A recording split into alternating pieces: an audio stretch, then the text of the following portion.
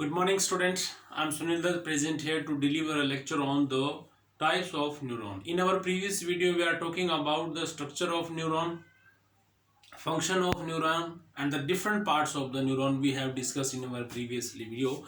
Now we are talking about the types of neuron. So there are three types of neuron: sensory neuron, or you can say that receptors. Motor neurons, they are work as a effector neurons, and the third type of neuron is relaying or connector neurons. Let's start without wasting time. First type of neuron is sensory neuron.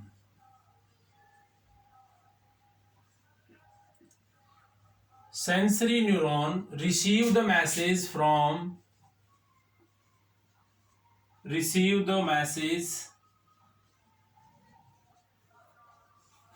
message from sense organ and provide that message to the central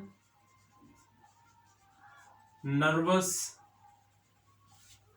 system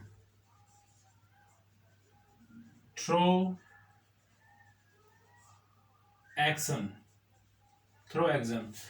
central sensory neurons क्या होते हैं? जो sense organ से message को receive करते हैं. They receive the message from the sense organ and transfer that message to the central nervous system, or you can say that spinal cord and the brain through the axon. After that, second type of neuron is motor neuron, or you can say that effectory neurons. They are attached with the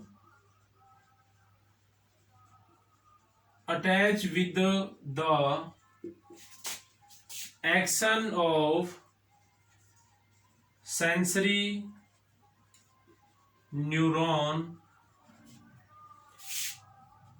and they get messages from central nervous system and provide to the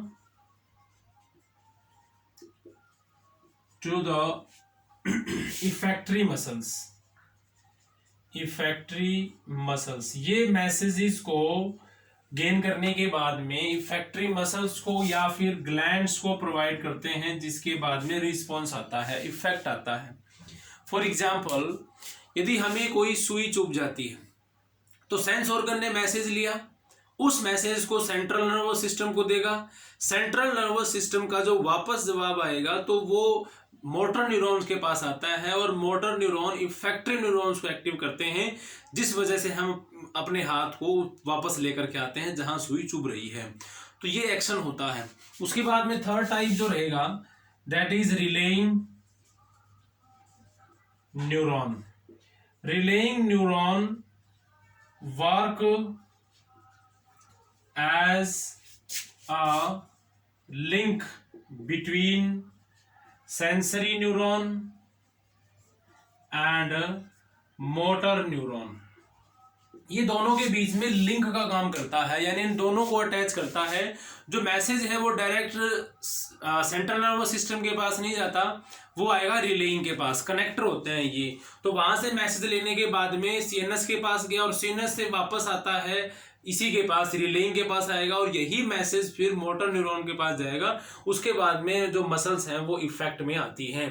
तो ये थे three types के जो हमारे पास neuron है: sensory neuron, motor neuron and the relaying neuron.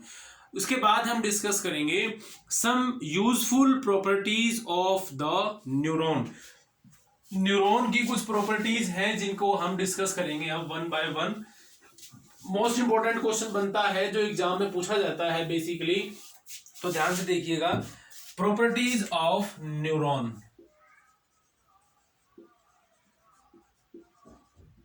Properties of neuron. First property क्या कहती है? दे डू नॉट डिवाइड, न्यूरॉन जो है वो कभी भी डिवाइड नहीं होते हैं। सेकंड प्रॉपर्टी कहती है they form just after the birth, यानी ये जन्म के तुरंत बाद बनते हैं, उसके बाद नहीं बनेंगे। उसके बाद थर्ड प्रॉपर्टी कहती है दे do not reformed if they injured, यदि इंजर्ड हो गए हैं तो फिर से नहीं बनेंगे। उसके बाद नंबर 4 पे जो प्रॉपर्टी आती है वो क्या है, they get only glucose as respiratory substrate, respiratory substrate के रूप में ये सिर्फ ग्लूकोज लेते हैं, ग्लूकोज के अलावा इनको कुछ नहीं चाहिए। नंबर 5 पे आता है, नंबर 5 पे आएगा they on the number 5 they die if they do not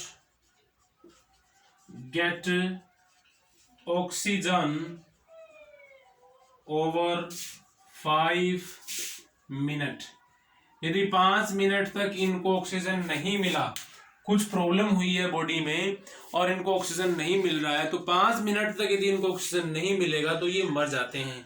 तो these are the basic properties of the neuron. In this video we have discussed about the types of neuron and the basic properties of the neuron. Thank you. Have a nice day.